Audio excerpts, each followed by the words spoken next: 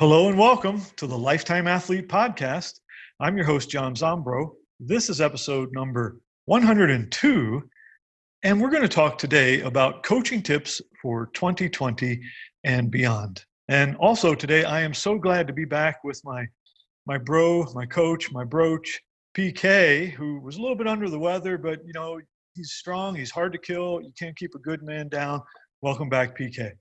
Good to be back, John. And again, we're doing this live in person in the studio, and a pleasure to get after it again. Episode 102. Yeah, live in the studio. We've got waters, we've got coffees. Almost looks a little bit like a Joe Rogan deal. In fact, I just want to get started with the big shout out. Love Joe Rogan, love his work, and I think guy's just an amazing interviewer. Gets all those cool people on the show, and I'm not saying we're coming after you, Joe, because, well, that's a laughable thing, but you can also now get the Lifetime Athlete Podcast on YouTube. Oh, fantastic. I mean, yeah, we are coming out. We're doing it.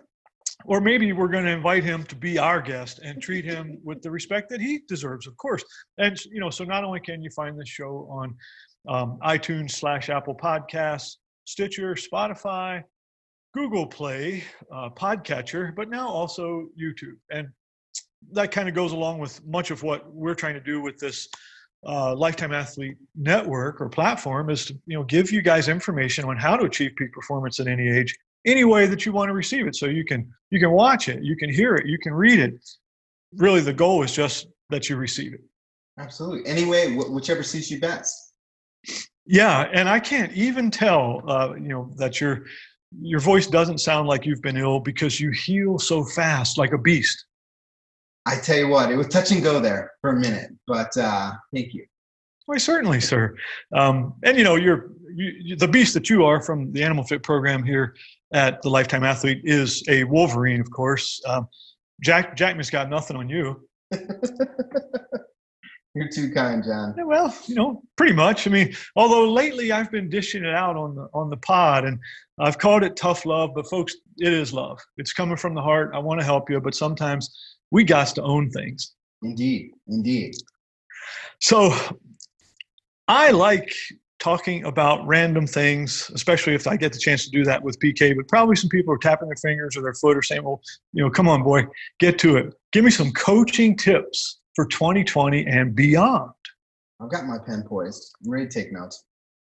Well, I'm going to say this. There are a lot of coaching tips out there, and I'm only going to offer up a few today. I'm always learning new ones, learning how to give feedback differently or cue a person, again, because what we want to have, just like we were talking earlier, is we want to have messages well received that we can put into use. Absolutely. Is that how you define a coaching tip? I would think so. I mean, this is really randomly coming off the top of my head, but I like to try to pull down the piss-off factor. That's not my goal, is to make enemies in this world. But again, sometimes messages are heard better when they are more direct or even have some stronger language. Sure. I mean, I can think of some of the best coaches that I had. It kind of depends on what your personality or mentality is, but direct, to the point, critical, those can all be beneficial. I've had some coaches and some bosses. Sometimes you got to be careful with the word boss because spelled backwards, that's double S-O-B. Oh, look at you. But I've had some coaches and some bosses who were awesome because they could do this. They could tell me that I sucked and I could own it. Right. And no defense. It's like, hey, come here. You know what? You kind of suck at that. But there's, thank you. I do suck at that. Thanks for helping me. Now, how can I not suck? And that's cool. And I'd like to do that for some folks as well. Absolutely. So when that happened in your past, mm-hmm. It wasn't, you didn't take it personally. It was true, or you at least identified with it, but it wasn't an indictment, or it wasn't a criticism or sort of a complaint, or you just didn't absorb it or take ownership of it? Yeah, well, to be clear, I've had some times when people have told me I suck and I was offended. Sure. But we're talking about the times when a coach said you said, okay, I'm going to use that. I agree with you. Yeah. How can we move forward? The best coaches Sure. have a way of making you feel comfortable with sucking, Right. and then the process of unsucking. So do you think it is combination of a trust factor with the individual and the insight that you believe there was some truth to it? So there was like a thread of honesty running through it. Is it a combo of that? Why do you think you took that differently than the times when you were thinking go to hell inside your head? I think you're exactly right. There's always got to be that trust. It's basically this. It's like, here's a person who cares about me and wants the best for me and has my back. And I want to be, I mean, you're that guy for me. Hopefully I'm that guy for you, but then that's really how we want to build all of our relationships. Absolutely. Okay. Yeah. So let's talk about it. Like, how are we going to get into it today? Today's your show. Well, I'd say this. I'd say at the Lifetime Athlete, so my role as a coach there, I'm support staff. Okay. And so like I don't, whatever I am, maybe I'm strength and conditioning, or I'm rehab, or I'm physical prep, or some of these kinds of things. Maybe I'm counsel, if you will. But really the head coach or the team owner is you or the client. Right. Okay. So you're sort of adjusting what your role is based on the needs of the individual client. Do you think that, are your clients liking that? Because I mean, maybe they don't want to take on the responsibility of being the owner or their own, I don't know, like driving force.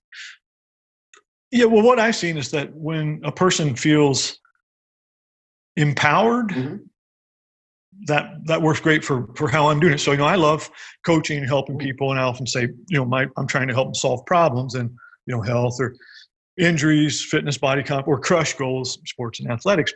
But when they're in charge, then they can use me as an advisor and a program designer and other things, versus it being all about my ego and them being under me, which I don't think is the relationship that people flourish in, nor that I want. And so I don't need that much control, and I don't even want it. I just want to help people make good decisions. Well, that makes sense. I mean, that is the type of relationship that we've had, you as my broach. Okay, talk to me a little more about that. Well, that goes back to like all the things I've sucked at, and people, like when those coaches would say I sucked, then I'd have this ownership. It's like, okay, yeah, I can own that. And also there's no judgment involved. It's just a way to improve a capacity. And that's really all about evolving into effective self-awareness. Okay. So that's my goal for myself, but it's also for everyone else. I sort of want to put myself out of business. In other words, hey, you're going to work with me for as long as you're getting a benefit from it. And I want to give you things, but ultimately, I would like to give you those tools that you need me less and less. And so, maybe we don't replace the coach entirely, but we make that relationship more of a powerful movement towards autonomy. Autonomy. Okay. I like that. So I wrote down autonomy, self-awareness. Really. So when you're first having initial conversations, is this part of, I guess, the evolution of that first conversation to get to like a shared understanding of where you fit in and also where the person fits in? Yeah, and whether you use, there's always a cool workshop and a fancy term, Sure. like motivational interviewing or something like that we might be employing. But really, I think that the challenge when we're setting up a coaching relationship is, well, to listen and observe, and then maybe then read back to the client. Let me make sure I understood what you've said. These are the things that matter to you. These are what your core values are. Here's how we're looking at goals and priorities. I think that's the great place to be, and then that allows a person to say, yes, let's shape and create and work together, as opposed to me saying, well, here's the system. It's always the same system. I've found that it works for 32.4% of the people that I've ever interacted with. I don't do that. No, and you shouldn't. No. Because it sounded horrific and it sounded painful. It looked painful for you to say it. All right. So where do you get started then? Where when you're having these conversations, does the conversation start with the new client? Well, I think once that trust has been established, I just say let's have one major goal. Just one. Well, look at it this way. if most of us will have multiple goals, but what we want to do is we want to prioritize our list so that we have that number one goal, call it serving one master, or aligning your efforts with the one thing that is most important to you. Interesting. So when you're doing this, and of course this makes common sense, if we were all using this thinking in all areas of our life, it would be very effective. But I think a lot of times, especially when we're motivated, we start throwing other goals into the mix, and it's hard to prioritize. So how do you, what are some of the questions that you're asking someone to help refine that? Or if someone's thinking, hey, I want to do a lot of things as I'm looking towards this next year or this next period, moving through the winter into the summer, how do you help them refine into one major goal? Yeah, sometimes I think being direct is quite valuable, and maybe just coming at it a few different times saying, well, okay, which one of those is most important? Or, just creating that opportunity for the person to reflect and almost self-organize. We use that term sometimes when you're creating a movement pattern, you self-organize, but also you're doing that with a thought pattern. And kind of what I like to do is I like to use this point that I think we all are very aware of, is the minimization of multitasking. Okay. So, you might think about what you hear about business and productivity, or just basic psychological function. We don't do as well when we try to do too many things at once. And so that very same juggling of goals and goal-specific behaviors can be a challenge on the metabolic front. Sure. Most training is metabolic. We're working on doing something. Is your main goal to run the marathon, for example? Well, then, okay, we know that pretty much specifically what the endurance requirements are, how the aerobic training needs to go. So that really has to take front and center stage. Sure. Versus, my goal is to develop absolute strength. It's like, yeah, we want to have some strength training in the marathoners training program, but that's not priority one in that case. And so that's kind of how we do this. Is, okay, we understand what the main goal is, and then we start to understand, well, what are the behaviors that are most likely to affect the desired outcome? I got that. And I do think that, the training programs can be complex, multifaceted, but that does not mean that they're going to be multiple goals or multitask. Yeah, exactly. And maybe a different example would be if the person says, well, I want to get lean, I want to get strong, I want to get fast, I want to get a lot of endurance all at once. Now, obviously we want all those capacities in the functional human beast, but if you have a specific goal like weight loss, for example, or body comp tuning, that's really not the time to try to train for your peak performance in an event. The real goal of the peak performance is, okay, let's get body fat percentage down to 16% or whatever the goal for that individual is, and we establish that first. So now we've gotten that. So now we've got this lean, healthy person for whom training is now going to be more effective. So now maybe we go into a different realm of focus. So it doesn't mean you're always stuck with the same goal, but serving one at a time is the point that I was trying to make. I like it. Okay, so we've got our major goal. Where are you going to take me from here? Well, this is, I don't know if anyone else has said this, but this has occurred to me over maybe a lifetime, I guess. Training is more like cooking than it is baking. All right, pretend you're talking to a caveman bachelor that doesn't know anything about either of those. What do you mean by that? Of course, I know you to be an extreme foodie who's more knowledgeable than I. However, since you set the stage, I'd say this. Baking requires a very specific recipe. You have to put the ingredients, the amounts in the order, bake at the temperature for the time, or you get these funny science experiment looking things. That's baking. It's very precise. But cooking, there's a little bit more free form. It's a flow, it's artistic, and there's less of a specific recipe. So when we're cooking, we have this general plan, but then, maybe I'll throw in a dash of this or a splash of that. It's very responsive and instinctive. And that's really how training should be also. The people who fail, and I don't mean this with anything but a kind heart, but the people who fail miserably are the ones who try to bake their way to fitness and health because they're trying to follow this rigid set thing and becoming a slave to it versus adjusting that and shifting it slightly based on how their body is responding. Interesting.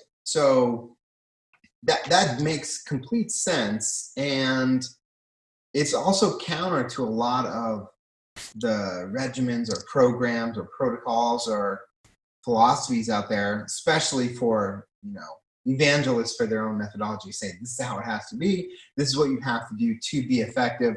It sounds a lot like your 80-20 rule that we talk about quite a bit on this pod, where if you're effective 80% of the time, you get almost all the benefit, etc. Yes. I'm steepling my hands here because I want to try to respond to that intelligently. You have to have some kind of a system that you're following, Sure. and some amount of discipline and dedication. So I'm not saying that everything's freeform and willy-nilly, but there's that wonderful middle ground where, okay, we use the system as a construct or a paradigm, not as doctrine, not doing everything verbatim. So that's kind of how I would say that. And I'd say that what we also have to recognize is that progress with training, health, fitness, sports, any type of training that we're doing, just like the human experience, is typically going to be nonlinear. I like that. That sounds right, John. Yeah, and so sometimes, I like to do things when I get the chance to present using graphics, because I think not many people want me to use 1,000 words, and a picture can really do that very rapidly. So one of the ways I'll graph out that relationship is I will show, first of all, a graph with all these data points on it. So, we might have these kind of like a scatter plot, all over the place, and each one represents a key performance indicator or a marker on any given day or number of days. So we see that over time. And when you look at it, it looks like someone, took a shotgun and just blasted, it's all over the place. But, if you said, okay, well, if I'm going to connect those dots day to day and look at it really closely, it looks like an EKG pattern or a roller coaster. It's really erratic. But if instead you use your statistics and you back up from it and you draw the line of best fit, so you just draw a line that goes through, the best fit of those data points, you typically will see a fairly linear progress with intelligent training. Obviously, if training is idiotic, I can see that. But we're not about that here at Lifetime Athlete. Let's assume it's not idiotic. That's a little bit of the emotional and intellectual counsel that a coach can provide, where here is sort of, this is what's going on. This is accumulation over time, and taking a step back and being objective and looking at it, allowing for those variances, the, days where you feel great, days where you don't have the energy, etc.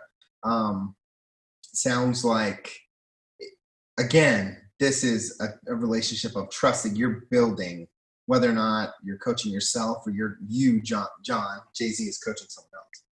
Yeah, and I think that's so true. Depending on the goal and the circumstances and one's personality, you can coach yourself. You can be very successful at it. And that's what I like to help people doing that.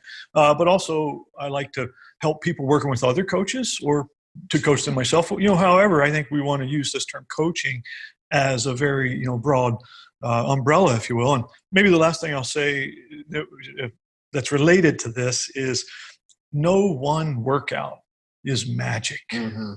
Because sometimes I think we get that idea. It's like, oh man, training, these are the exact kind of workouts I got to do. And if I just crush this one, it's going to do, a lot for me. It's probably going to do something. Sure. But it's really the accumulation of training over time and how we manipulate workloads so we can have adaptation that produces these high levels of ability or outcome. Sure. There's no magic recipe.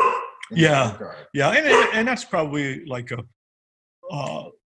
that's the long game. It's the view, the horizon view that we probably all should be taking. I think it's okay to be short-sighted, but as long as our expectations are reasonable when we're doing that. Okay. So let's shift gears. Let's talk about how coaching and coaching tips in 2020 apply to peak performance. I love that. And I don't want you to be offended with me for slightly switching gears in doing that. But then maybe when I explain what I'm about to talk about, it will be totally fitting with what you asked me to start into. Sure.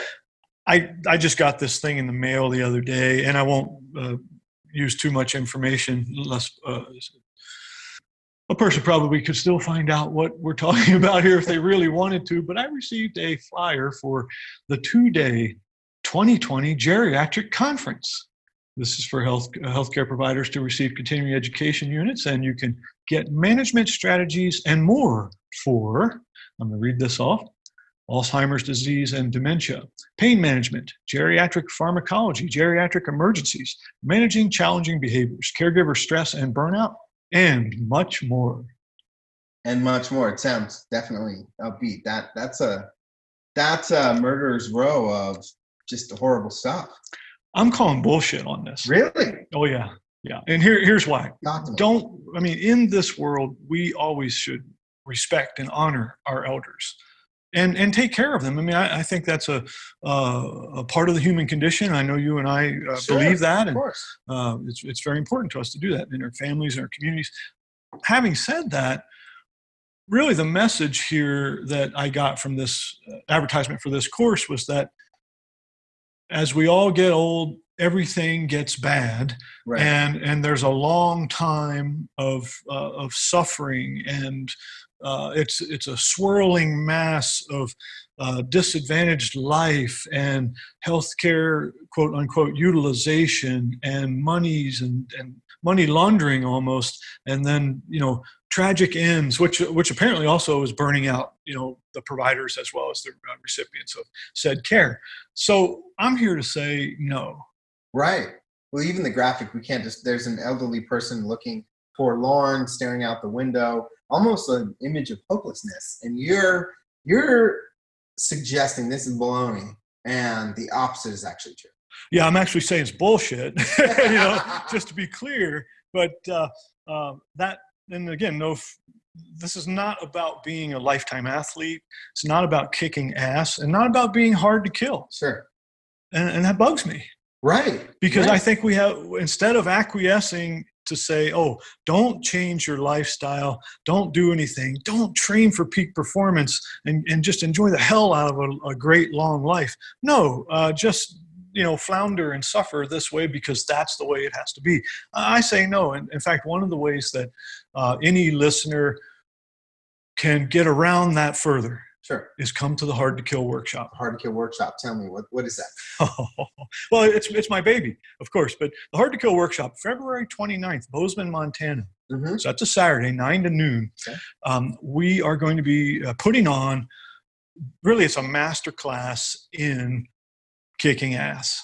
It's basically looking at all the science that we're always talking about here that relates to what you can do to achieve lifelong health. How do you achieve peak performance? How can you become and or stay a lifetime athlete, an athlete for life, put it that way, and ultimately be harder to kill because you're going to have that graph, that health span graph that we talked about that stays high and goes long and it ends very quickly. So you tend to die late in life, die healthy, die fast, as opposed to dying too soon in life in an unhealthy state from a protracted, and messy ending. And there's too many statistics supporting that's what's happening for a lot of people. And we don't want that. So if you come to the Hard to Kill workshop, you're going to learn a number of things, but basically how to get healthy and long living, yes, but how to get strong, fast, mobile, durable, and not be weak, stiff, fragile and slow, because those are the ones that get eaten. And we're all in this together. We're fighting back the Reaper. So come and join me. Fighting back the Reaper. Absolutely. So did you create this workshop in response to the thinking of sort of the inevitability of that slow, gradual, painful whimper into the Reaper's arms that is reflected by this flyer? Yeah, kind of that, kind of several things. First of all, a lot of the stuff that's in here is basically, high level athletic science. And so, I've got, like collegiate athletes and they use this stuff to get their best performances. But then I started to think, well, why, collegiate athletes, professional athletes, Olympians, that science isn't just for them. Everyone can learn how to use it. So if you're, you're a high school athlete, or you're middle aged and you're a fitness enthusiast, or you're older and maybe you're hoping to be the granny at the family reunion playing with the kids, rocking it, going down in history, not sitting on the sideline. All those things are athletic, and they're exemplification of the human life best lived. And so that's my mission, sure. But also a lot of people have been kind of asking, and these light bulbs have been going on for me. It's like, well, how do you put this together? How do I have health? How do I have performance? What's the science of training? And also, can I have that at the very same time I'm not compromising, health or longevity? Yeah, you can. Hard to Kill workshop. Right. And so it's Hard to Kill workshop, but you're really just describing peak performance in life, in your body as you go about your life. Oh yeah, and it's interactive. It's very lab based. We've got some exploration into functional movement patterns, breathing techniques, squatting, deadlifting, postural correction, gait mechanics. There's some pretty cool stuff. So, if a person said, gosh, I need somebody to help me make sense of the science, give me the nuggets, like, well, how are you supposed to strike your foot when you run? Okay, we're going to answer that. Well, what about all this kinds of breathing? There's all these courses and camps about breathing. Can you just give me a few simple explanations of what they are and how I can do it to get more out of my life and training? Yes, absolutely. Come to Hard to Kill. Camps about breathing. I did not know that was a thing. Oh, sure. You've got like the parasympathetic group, the Oxygen Advantage work, Patrick McCune's work. You've got Wim Hof with his, the Iceman and that type of breathing. You've got ideas, how to breathe during different types of exercise. Also, how to breathe and or hold for max tension and compression in the system for strength and stability. Whoa, yeah. It's deep well. Yeah, the topic is deep, but that's what Hard to Kill does. Is Sure. it gives you the ability to go to that well and scoop a delicious, mug of the right stuff and drink it. Right, just nab that pearl right from the surface. Oh yeah, you just sip it, gulp it, whatever you need to do, but you're going to get it. We're mixing it. Sipping pearls. All right. Okay. Yeah. So your job, like among many things, because you're so awesome, dude, is keeping me on track. And so you'd asked me about peak performance, and you said, okay, well, when peak performance is the goal, it's the objective of what we're doing. What do we really mean? I believe that's what I heard you say. I'm going to say this.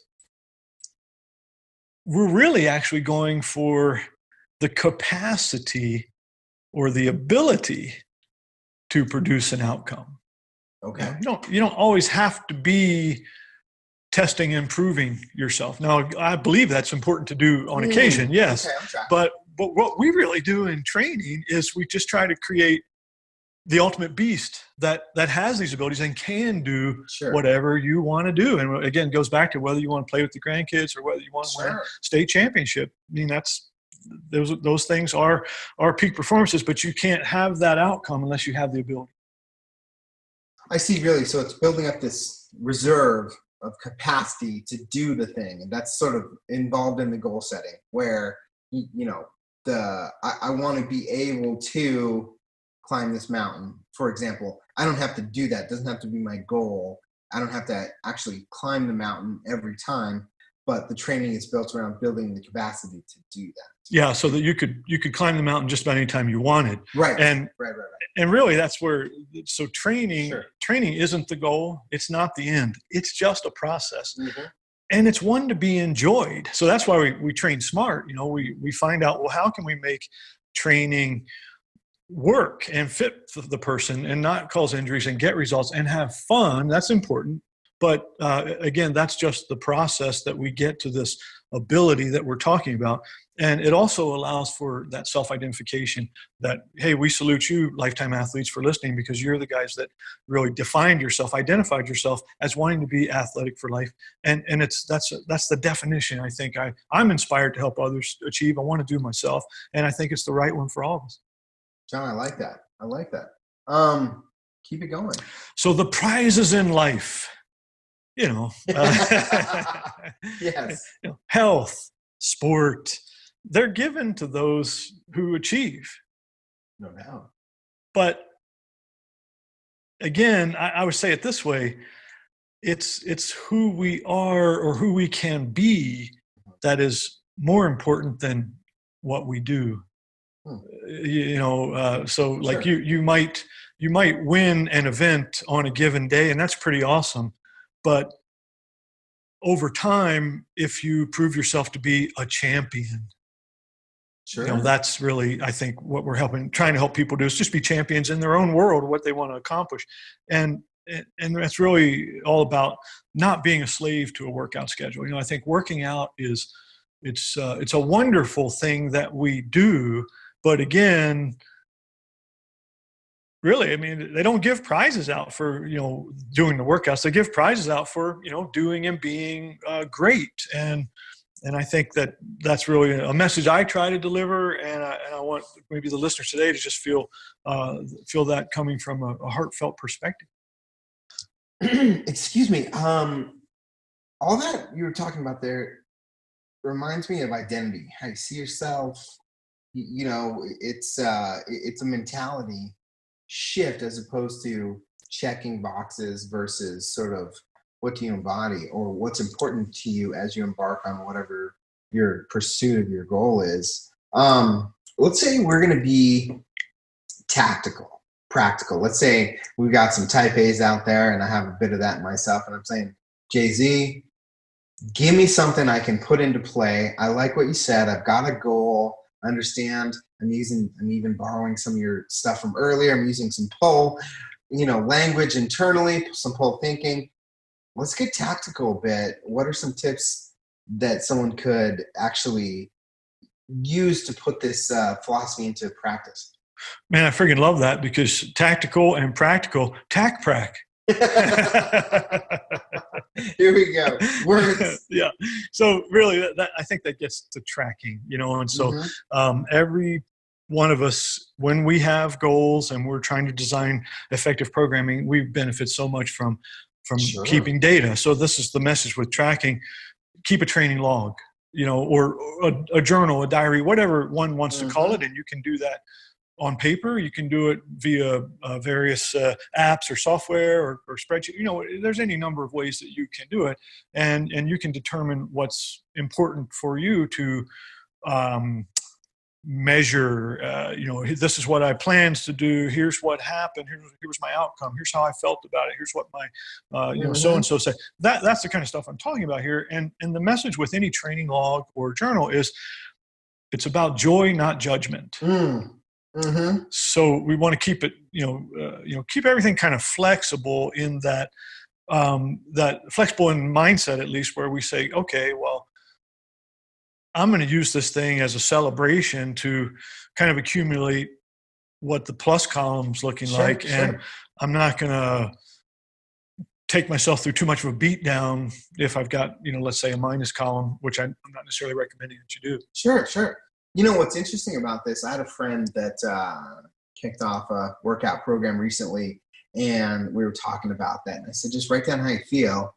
And I'm no great expert like you, but I said, write down how you feel after, and then just kind of, write down what you did. Actually, in this case, just write it down. What was interesting, she did the workout, she wrote down after, like, oh, I got some swelling in my wrist, etc. And then the next day, it's like, actually, this is how I felt in the morning. And the thing that I think is interesting about this suggestion is that not only if we're not tracking this stuff in some way, we can't even remember what workout we did 3 weeks ago, 2 weeks ago, a week ago, let alone how we felt after it. So there's no way to really sort of go back and make some educated decisions about what worked, what didn't. Certainly, if you're tracking how much you can lift, or if you're tracking a body count goal, that gives you an ultimate piece of data at the end of the line. But how about tracking the process? So I like this a lot.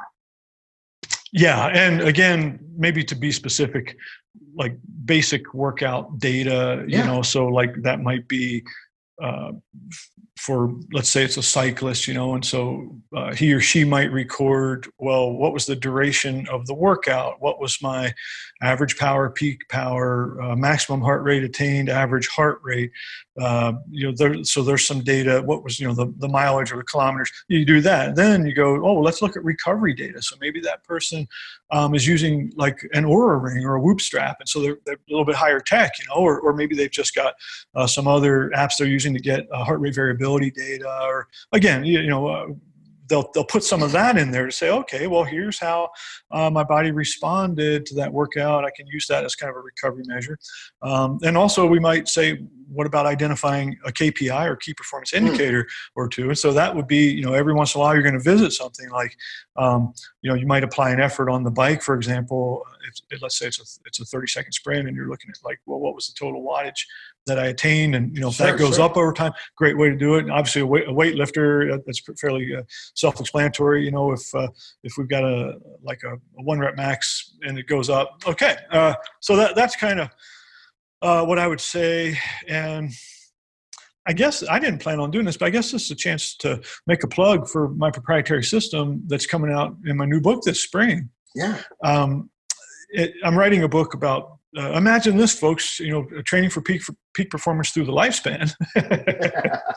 and kind of what I did was I had to make it, I had to take all the things that we have out there in terms of zones of effort and intensity, and then these different things that we monitor to design and also, assess and adjust programming. And so basically that's what the system is. And so it revolves around, first of all, an understanding of, efforts of zone and workload. And we've talked about that before, that, workload is a combination of intensity and duration, in a session, or over time. You can use volume for a week or something. But anyway, getting to the point, it's all about the wire and the whys. And so those are my terms. So the wire stands for workload impact response estimation. So when you're designing programming, we're looking at what kind of workload are we putting in, and how much spacing and recovery do we use? Because, as I like to say, when you're executing a workout plan,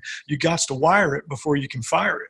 Oh, really? Yeah. You like to say that. Yeah, I do like to say a lot of things like that. And that's why there's only a certain audience that works with me, because, it never stops. Never.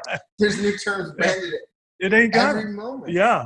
And then the whys is, you want to get whys about your training, Sure. from a wise guy, of course, but that's workload impact systemic evaluation. So, we create basically a spreadsheet where we can actually correlate objective and semi-subjective findings. So, okay, let's say you did this workout that we wired it to be at this rating, but now when we look at it from a wise perspective, we're like, okay, well, your heart rate was this, your resting heart rate was this, your heart rate variability is this was what your sleep tracker showed us. Also, now, how did you feel? How did you score that? So suddenly we know, okay, we were a little bit spicy on that, pushed you a little harder than we should have. We're gonna ease off a little bit. So there's that flexible programming. Or you're like, man, you ate that and spit it out. Way to go. So that means, okay, we can do another one of those sooner, or maybe do it a little harder. Right. Yeah. But if you're not benchmarking your experiences in some way, you don't know. You just don't know. So it's more. It's in that way.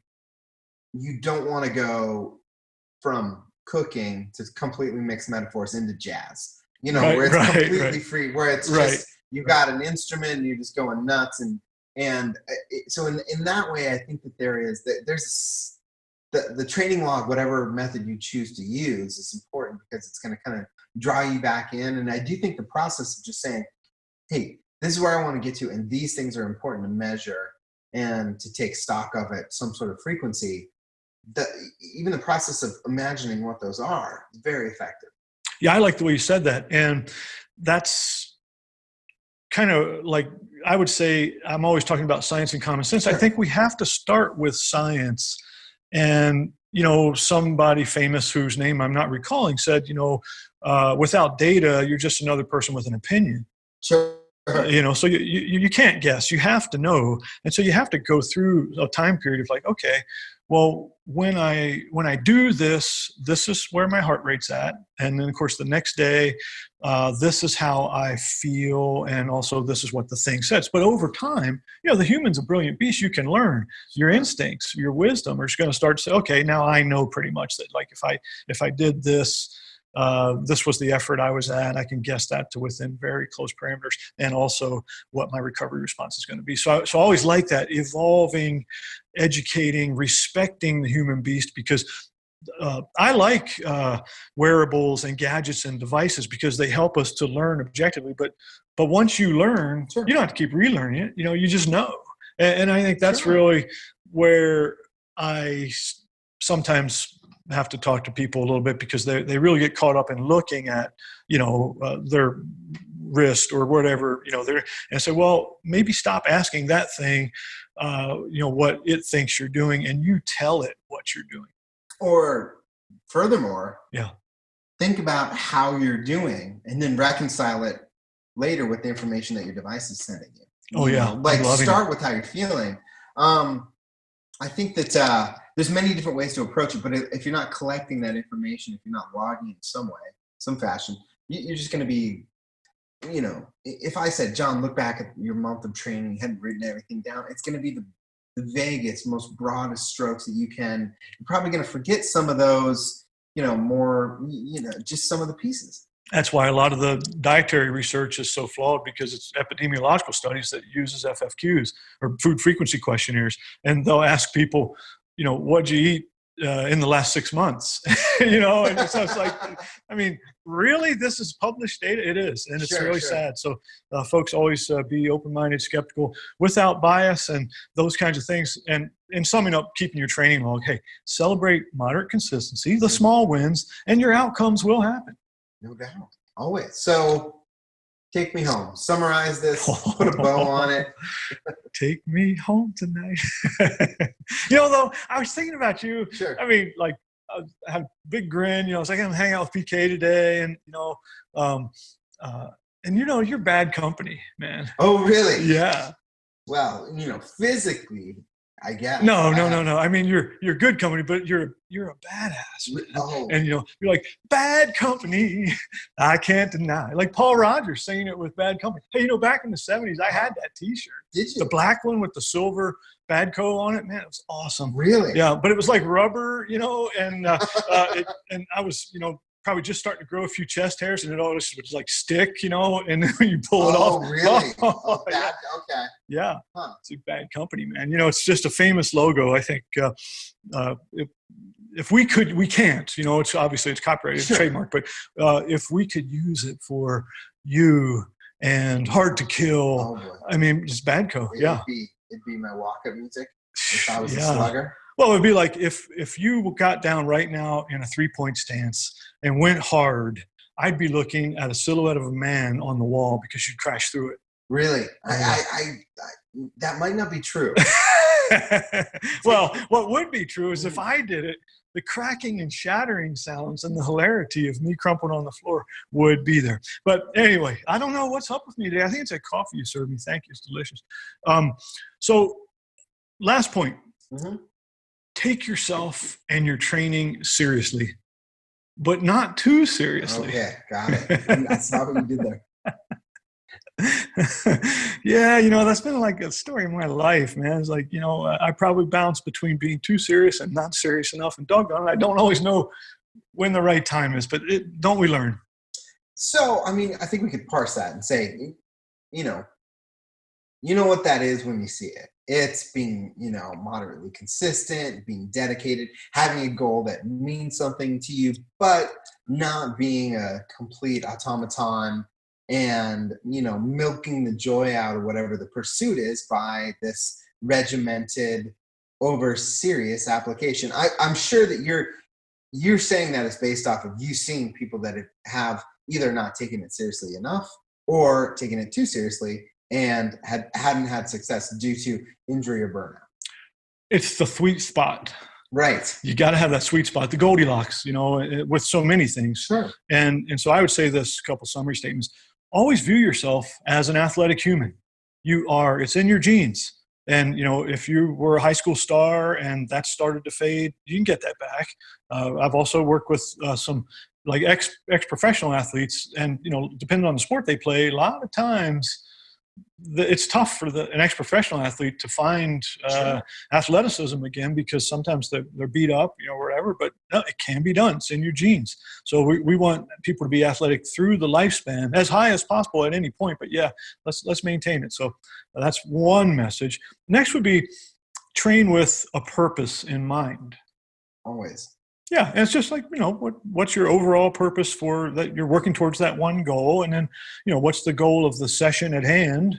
How's that relate? And then also, how can you adjust it based on this live, real-time feedback that this amazing thing called the human beast is giving you? Absolutely. And then dive into the process, immerse yourself, and use it to better yourself as a person with more capacity and a more capable self-identity. I like that. Very, very useful. Yeah. And in my finale, recognize that in the end, our accomplishments may not be as important as our contributions. That's deep stuff. Let's make the world a better place, people. And you can do it by being more athletic. Absolutely. Yeah. A lifetime athlete is athletic of mind and spirit, as well as body. They are inseparable. Powerful, agile. Yeah. So, hey, thanks, guys, for being with us. As always, so appreciative. If you feel like sharing this with one other person who you think it can make a difference in their lives, we'd be honored. If you'd like to give us a rating and review anywhere you listen to the show, and it's everywhere, please do. Thank you. And of course, don't forget, come to the Hard to Kill workshop. Adios. Peace.